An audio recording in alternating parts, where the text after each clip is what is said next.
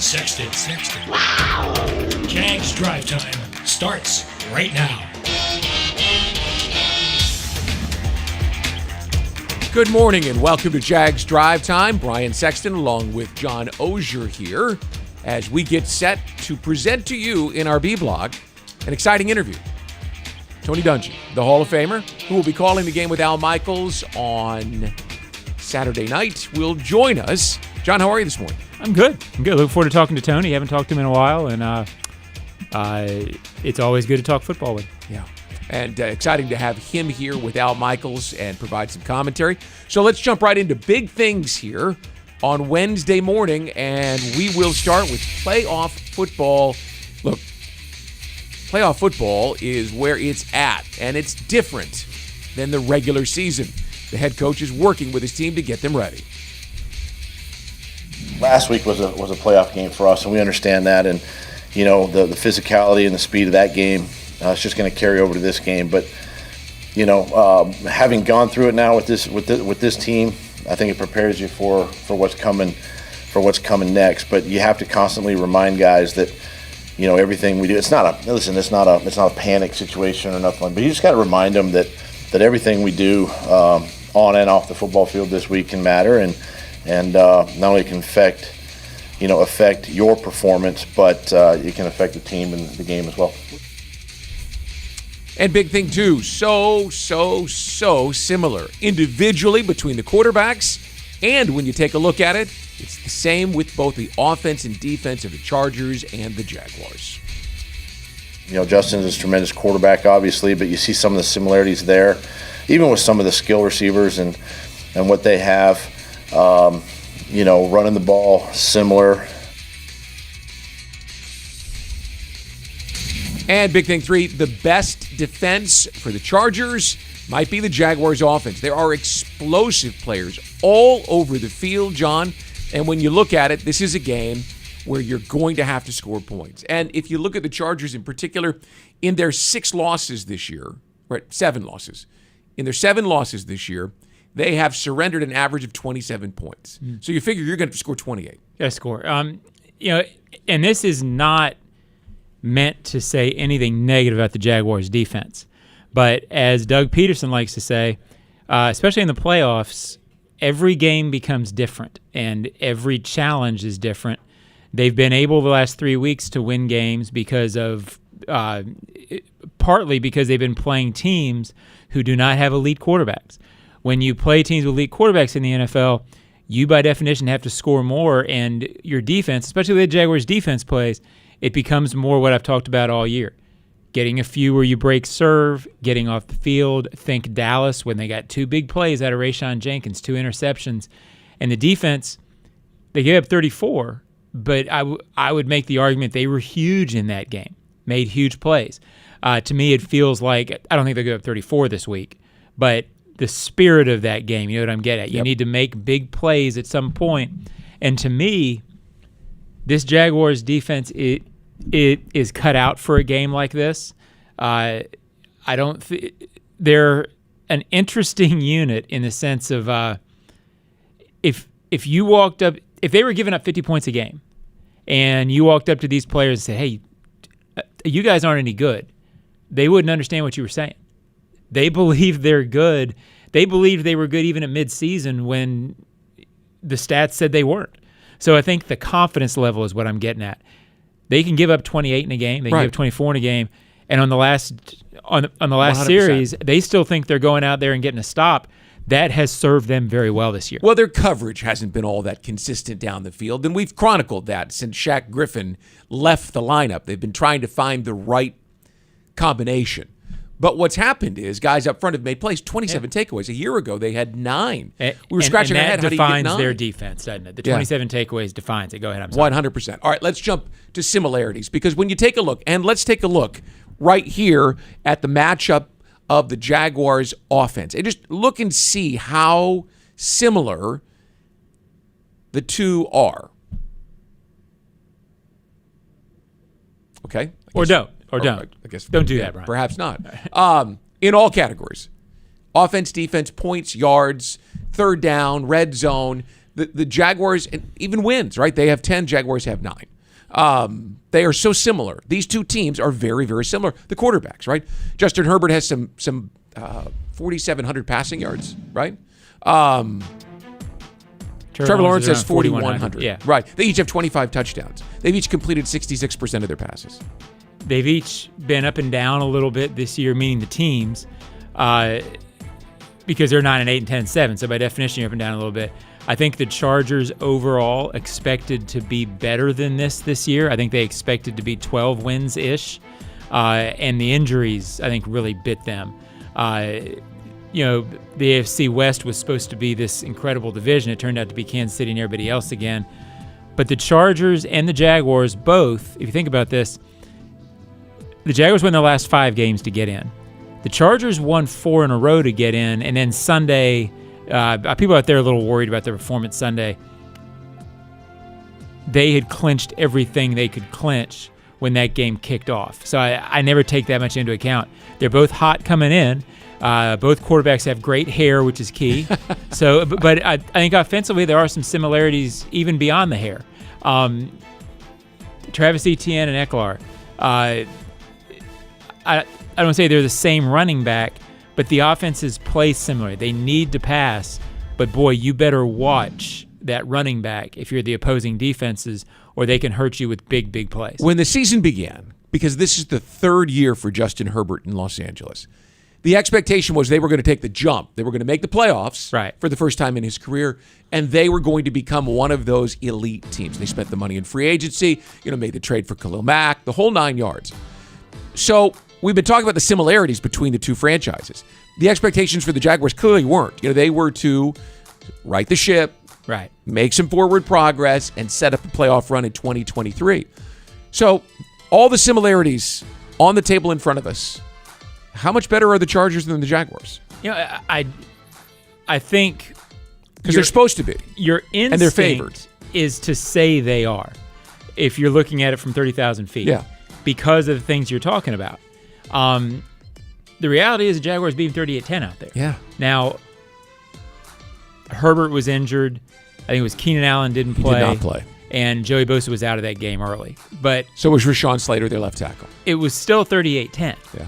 And so the teams are so different now that I don't necessarily think you can look at that game and draw a conclusion. But,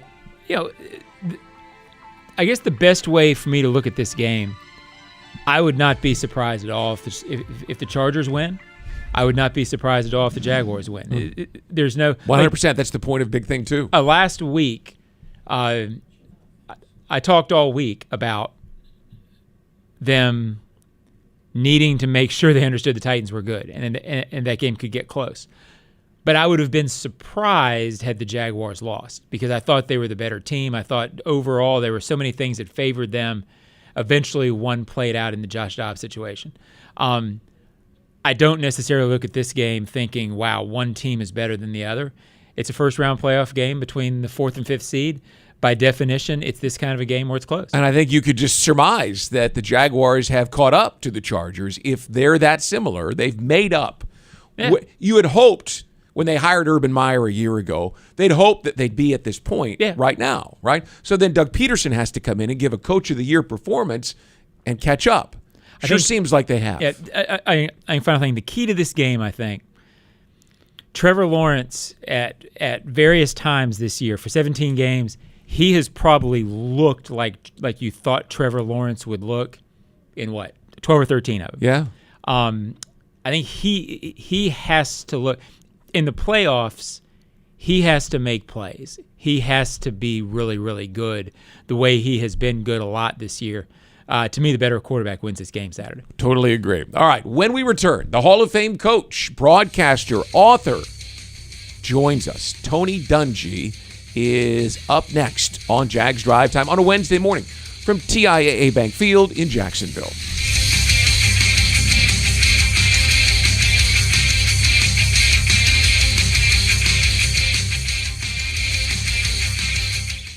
Hey Jags fans, Brian Sexton for Dreamfinders Homes.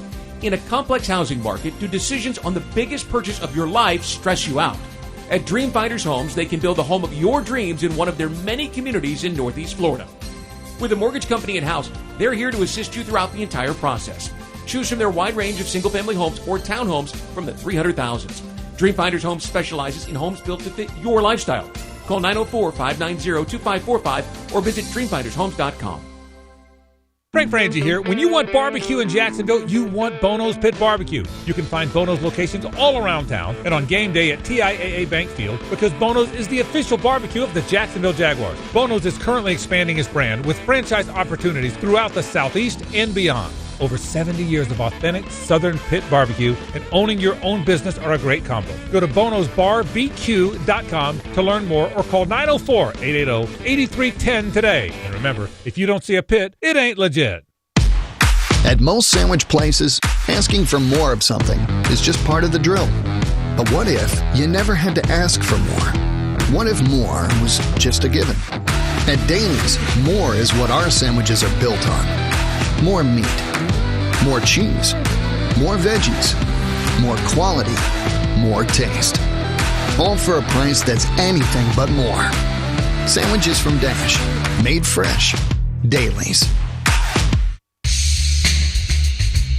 And welcome back to Jags Drive Time, brought to you here on a Wednesday morning by our friends at Jet Home Loans and also Publix.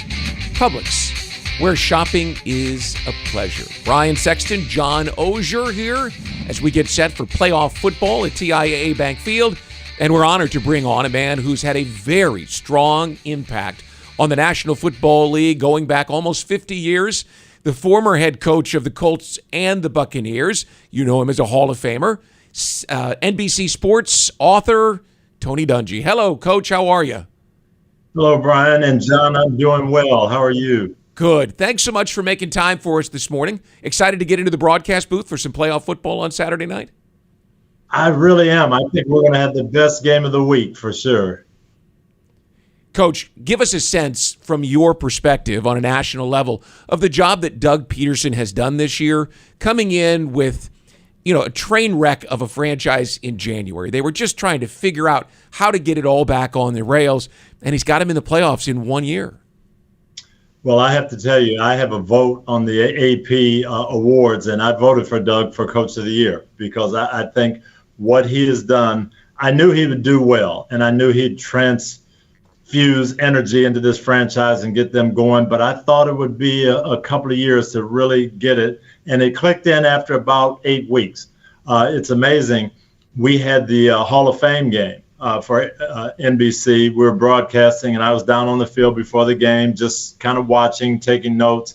And Josh Allen came up to me, and he said, "We are going to be on your show. We're going to be on Sunday Night Football by the end of the year. We're a good team. People don't know it, but I promise you we're going to be there." And we talked about that, and he was right. He said he could feel the energy. He thought Coach Pederson was the right person for them. And I felt that from everybody there. Guys were so excited that it was genuine, and they've done it. Coach, I'm not sure how well you know Doug, but in working with you for the 7 or 8 years we worked together and then working with Doug, so many similarities to me in terms of approach, in terms of the calmness, in terms of keeping things at an even keel. I'm wondering if you know him that well and if you see some of those similarities. I really do. I got to know Doug their Super Bowl year in Philadelphia. I was working for NBC. We had the game, and my assignment for the 2 weeks leading up to that was to track the Eagles and report on them. So I was in Philadelphia for a week, and I saw the same type of thing. I saw how the players talked about him. I saw their response to adversity. And that year, if you'll remember, Nick Foles had to take over for Carson Wentz. Wentz got hurt, and everybody said, "Oh, the season's over. We had a great run, but now it's not going to work." And none of the players felt that. Everyone felt Coach Pederson will figure this out. And that calmness and that sense of we're going to be okay, that's what he transmits. Coach, this team has an incredible number of free agents that contribute for it. And I know when you were with the Colts, it was not a free agent-based team. But I'm wondering if you could speak to how difficult it is for a coach and for a team to come together the way this team has. all three wide receivers, or all three of their leading receivers, are new this year. Aluakun's new this year. Brandon Sheriff's new this year. That's a lot to come together in one off season. And that's why I voted for Doug for Coach of the Year, because that is a difficult task. Usually that's a 2 or 3 year process. But he's molded these guys. He's gotten them going and gotten them together, and it's fantastic. I actually had phone calls with the 2 coordinators yesterday and today, and both of them, Press and Mike Caldwell, talked about just how these guys have stepped in. And he also said something very interesting to me. He said, we didn't go after that big luminary, that $20 million star. We went after guys who were team players. We went after guys who were hard workers. We went after good teammates. And that's one thing, too, I think, evaluating who you want and who you're going to bring into the mix. And they brought some outstanding young people in there.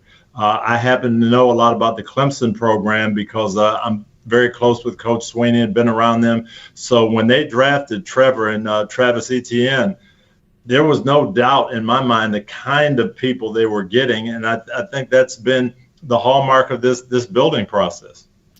Coach, you had a team in Tampa that sort of came out of nowhere and I made the playoffs, and the city was electric, probably much the way Jacksonville is right now.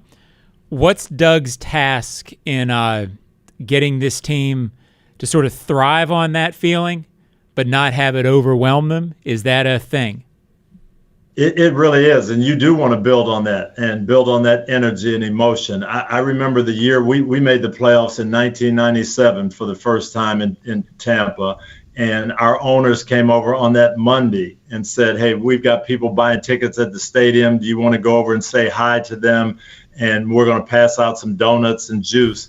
So I went over about 9 o'clock in the morning, expecting to see a line of 25 people. The line was all the way around the stadium. and that's the kind of energy. And we saw it, we saw it Saturday in Jacksonville. And I just think it's going to be an outstanding atmosphere. You want to embrace that as Jaguars players and coaches. You want to know, hey, our town is behind us. Our fans are behind us. But you still have to say, this is football, and we've got to go out and just execute just like we do in the regular season. Yes, the stakes are higher. Yes, everybody's going to be energized. But you know what? We've got to do our jobs the same way and not get too high. Coach, you have a long history of defense in the National Football League as a player and a coach. So I'm curious your impressions of Mike Caldwell and the job he's done this year. They've been challenged statistically in some categories, but they have 27 takeaways. And just like last Saturday night, they seem in the last month through this winning streak to have a knack to make the play that they need to. That's not something that's easy to coach, I'm sure. I love how they're building it because it does remind me so much of my groups. It's a lot of high energy players out there playing with speed. I think they emphasize that speed and athleticism over size. They do emphasize the takeaways. And that's how Coach Caldwell believes you win games. And he's got his guys believing that now. So they expect to make those game-changing plays. And yes, these offenses now, in this day and age, with the rules and with these quarterbacks you're playing, you're not going to shut people down. You're not holding people 180 yards in a game. Things are going to happen, but when you make the key plays, when you get to the third and long and you can get that sack, when you can get that forced fumble, that interception, that's what's going to turn the game around. Obviously, you look back at the first game against these two teams in week 3. Early interception, set the offense up, good field position, get the lead. That changes everything, and that's these guys' mindset. Coach, you mentioned having a feel for Trevor before he came into the league. I'm just wondering your thoughts on him. You were with Peyton for a long time. I'm not asking you for a comparison there, but what kind of franchise quarterback can this kid be? Very similar mindset. I see a lot of those same qualities. A guy who galvanizes his teammates. Everybody likes him. Everybody wants to be around him. But the thing that I think the biggest quality that Trevor and Peyton have is they hold themselves to a high standard. Trevor Lawrence wants to play well. When he makes mistakes, he takes it personally. So he's working hard. And when you're quarterback is one of the hardest working players, then everybody else senses that they get in the same mindset, and he can hold them to a high standard. So I do see a lot of similarities. And just one more from me, Coach, and that is you started a run of sustained excellence over a period of 10 years in Indianapolis. How hard is it? You get it started right here now with Doug and the job that he's done and his coordinators. What's the key to being able to be consistently competitive and to build that culture going forward? I think the key is to build that atmosphere where people want to be there and they want to stay. What you're going to have now that the Jags have gotten a little success and they've got some good young players is, well, the next time around, how can we sign everybody? How can we spread this money around and keep everybody here? Well, you can't if people are saying, I'm just going to go to the highest bidder, because you're going to have individual teams that can outpay you. But when guys feel like, hey, we've got something going special here, I want to stay here, I want to be here and be part of this, and they're willing to sacrifice a little bit individually to stay in a good group, then you keep the momentum going. They talk to their buddies, and free agents take a little bit less to come to a good atmosphere in a winning situation where you've got a chance to win a Super Bowl. So I think it's the atmosphere that you create, and I think Coach Pederson is the perfect person to kind of lead that way and establish that. Coach, we are so grateful for your time this morning, and we're excited to have you in Jacksonville on Saturday night and show you what Duval is all about. Thanks so much. Yeah, Have a wonderful day. I'm actually coming over tomorrow to watch practice and do some interviews with the players and stuff. I'm very pumped up. Usually when I come to Jacksonville, it wasn't always pleasant, but this is going to be fun for me. Looking forward to it, Coach. Have a great Wednesday. Thanks, Coach. Thank you. Head coach Tony Dungy, what an honor to have him on. Just what he's meant, not just to football teams, franchises, but to the league as a whole. We're excited to have had him on this morning. We'll take a break, and when we return, we have got this or that.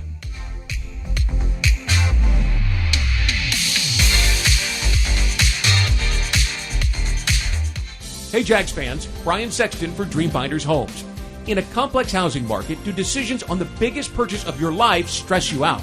At Dreamfinders Homes, they can build the home of your dreams in one of their many communities in Northeast Florida. With a mortgage company in-house, they're here to assist you throughout the entire process.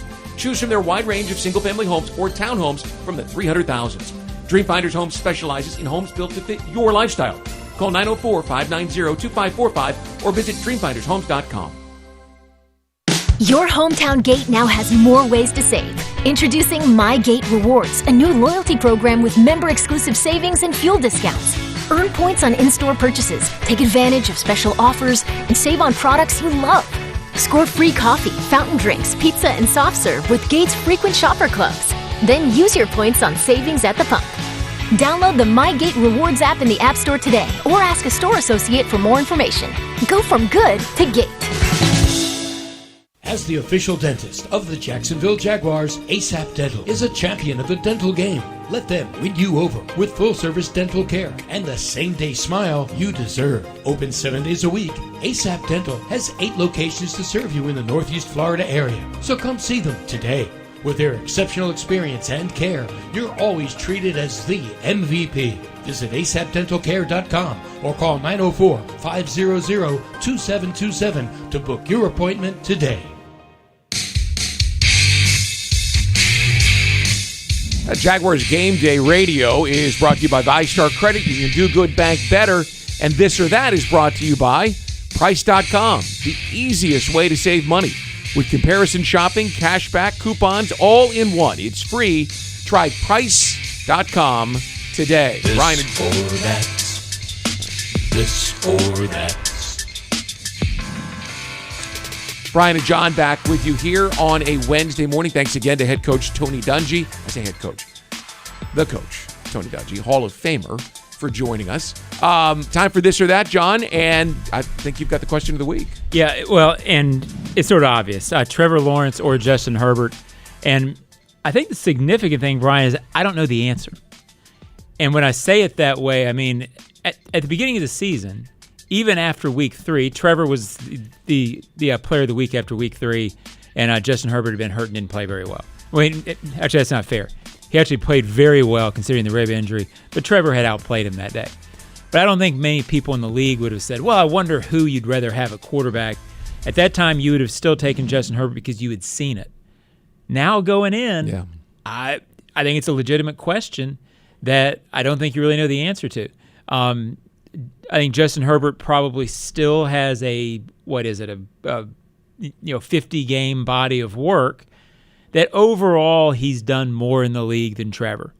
But it feels like now that's more of a time issue, that he's had more time on task than Trevor. Well, and he landed in a situation with Keenan Allen and Mike Williams, and we know that Trevor did not have that advantage. But right now, these last 8 or 9 games, I think it's a toss-up, and I'm going to take Trevor because I see him every day. You know, and not because I see him in the hallway and I'll get mad at the answer, but because I see knowing what he's doing and where he's going. But I think this is the question that could decide the game. Well, look, I'm a fan of Justin Herbert, and in 2020, as they were trying to maneuver around in the first round, I was all in on the Jaguars moving up if they could to find a way to draft him. Yeah, they tried. So I think he's terrific. But I think the point of big thing, too, is they're so similar, right? Yep, right, exactly. 66% completions, 25 touchdowns each. Trevor has 8 interceptions. Justin has 10. Trevor has a 95.2 quarterback rating. Justin has 93.1. I mean, pick. Here's why I'm going with Trevor. He fits Jacksonville. He fits this marketplace. He's a Southern kid, played up the road at Clemson. You know, his faith is very strong, and that fits in this marketplace. And obviously, I mean, a tremendous football player. But if you had either one, you'd be really excited about your future, John, and that's really the key to this team. And I don't know that there is an answer to the question because, you know, I think both of them are on their way to being elite. The intriguing thing about Trevor remains, and this is an off-season topic more than anything, I still think Doug believes that there's a year 2 in this system jump coming next year. He's been saying it all offseason. And he hasn't talked about it a whole lot the last 2 months because Trevor's gotten better, hasn't been a topic. Well, what's wrong with Trevor, all that stuff. But you still got to believe that there's going to be a jump. If you think this is Trevor's rookie season, which there's an argument to be made, then boy, where it could go from here, but that's a topic for another day. So I'll take for my this or that. Is there pressure on the Jaguars team like there was last Saturday night? Or are they playing with house money? What's your approach if you're the head coach? Hey, you're not just here to be here and to be glad, but you're here and no one expected you to be here. You're ahead of schedule. So where is it? Is this team tightened up or is this team loose and relaxed knowing they've already exceeded expectations? Was that TITANED up? Tightened up. So it's pretty good. I think it'll be the second. I think they're going to play looser, and I don't think it's necessarily that they, wanted that last week. I don't think the players thought that way going in, but there's something in the water when you have. I think looking back on that game, I think the Jaguars may have played different from the start of that game. And when I say different, just, I guess looser. Had they been a game down rather than a game up, meaning in the standings, had they still been the hunted or the hunter rather than hunted, it just felt like that changed a little bit because there was an expectation among the fans. I felt I got multiple emails saying, "Hey, we got him this time. Yeah, we got him." Josh Dobbs, all that. I think Josh Dobbs being a second or third year or second or third game quarterback changed the dynamic of that. Nobody thinks that there is a major quarterback deficiency on Los Angeles this week. It's a strength. So I think as a result, you go play that game much looser. So I think more house money than the other. So we talked, the walk from where we park on the other side of the arena over here on the game day. It took almost an hour because people wanted to stop and talk. There was such an intensity and and it's a hike. Expectation that this team was going to perform well. And then I walk out on the field about an hour before kickoff, and there's an energy level that's building. Yeah. And I'm not playing, and I'm nervous for them, right? Because it's the Titans. Right. And I know, having lived the history of this rivalry, and maybe it was just in my head, but I don't think so. I think you couldn't have looked at the crowd last Saturday night and said they're here to see us beat these guys and not tightened up a little. Now, having said that, I threw that at every player in the locker room yesterday. And I said, were you tight? Will you be on Saturday? Yes, we were. And they were sheepish in admitting it. They didn't want to. No, we won't be. Yeah, and it's a hard thing to explain. It's I don't think you can coach that out of somebody. I think just circumstance, bring it in. Credit to him for figuring out a way to get through that. Yeah. But I don't think that game circumstance will be there this week. All right. So that's this or that. And when we return, we'll wrap up this edition of Jags Drive Time on a Wednesday morning in advance of the Jaguars and Chargers Saturday night here at TIAA Bank Field. We're back after this.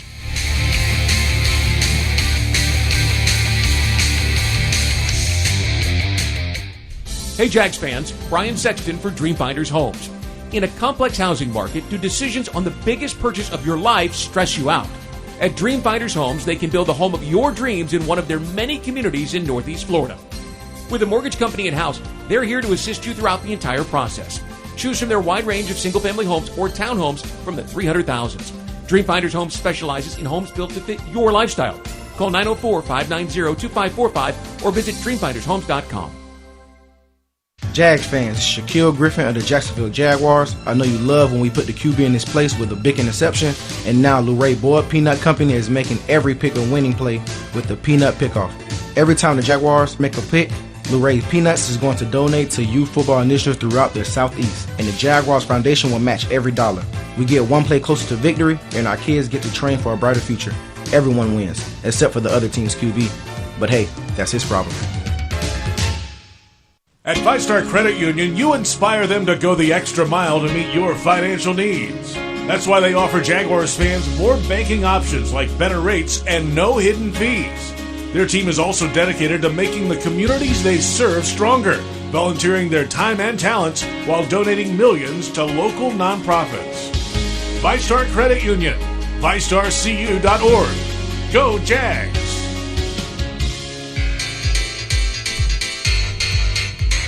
Well, for 9 years, Dreamfinders Homes has been proud to call themselves the official home builder of the Jacksonville Jaguars. Visit dreamfindershomes.com for all available inventory. And Dreamfinders adds, go Jaguars. Pick up. Under 3 to go in the first half. Lawrence keeps. Touchdown, Jaguars. Yes, sir. Yes, sir. Yes, sir. 1-6. We up. Hey,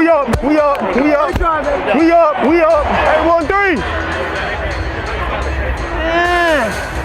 We need a pick. We're about to get a pick. All the way up. Yeah, we're about to get a pick. He's going to get it. Dobbs airs it out. Burks, the target. He's picked. Intercepted by Campbell.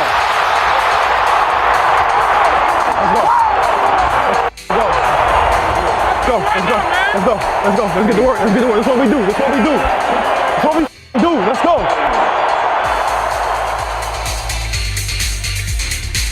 Mic'd Up, which you can find on social and on Jaguars.com. Evan Ingram is terrific. And when I went to him yesterday in the locker room to talk about the game, he wanted to go back to last Saturday night and make sure that you all knew that he was in utter disbelief, in awe, to use his exact words, of the scene at the stadium here on Saturday. Well, he's been a revelation. I always struggle with that word. And I've said before in this show, a guy who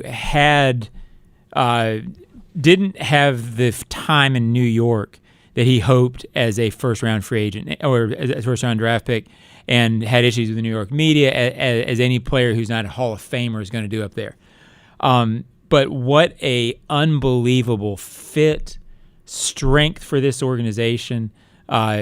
You see it every time he's mic'd up. You see it every time he's on one of our broadcasts. To me, he defines this free agency class. Has come in, and I was talking to Zay Jones. Mark Long and I were talking to him at his locker yesterday. And Zay made the point of, look at Ev. He comes in, he's on a 1-year deal, and he is as bought in from day one as anybody on here. And now it's easy to say, well, you should be, you're getting paid, but it's different. Evan Ingram's a Jaguar. I mean, and all these free agents have done that. I believe he'll be here next year. But, again, it's not easy to do that. And I do think the players have found out, Brian, what we already knew, is that if you give this fan base even a sip of success, it's off the charts. It's been hard to support this team for a decade. When you're 6-10, 7-9, or hoping to get to 6-10, the support for that for what it has been unreal. Good, that's what you're going to see. Yeah. That was not surprising to me. Well, look, I talked to Andre. It was great to see, but it was not a surprise. I talked to Andre Sisco, Christian Kirk, Josh Allen. They all made a point of bringing up Saturday night themselves. Yeah. So they saw it. And then I went to Brandon Sheriff, who is a total pro, but isn't necessarily the guy who makes himself that available in the locker room. Talking to the media is not necessarily his favorite thing to do. But he goes, oh, yeah, he wanted to talk. He wanted to talk about that scene and about his decision to come here. Yeah. And I'm previewing it because it is my Baptist Health JOI player feature in the first hour of radio pregame on Sunday, and he was utterly terrific. By the way, I heard, maybe from you, that Sounds of the Game is pretty good this week. It is good. It is good. It's credit to the Jaguar. I don't even know what their department is. The digital video, but I joke. I do know what the department is. Yeah. They do a great job, and Sounds of the Game has become a sort of a cult following among the fan base with reason. It's fantastic. Well, I heard that this week is the best ever, and obviously it fits because that was one of the best ever games that we've witnessed here in Jacksonville. All right, we've got a show for you tomorrow, so we'll be with you on Thursday here from TIAA Bank Field. And as we go, I'd like to remind you that the game on Saturday night, the Jaguars and the Chargers, is presented by Dailies. Dailies. It's nicer here.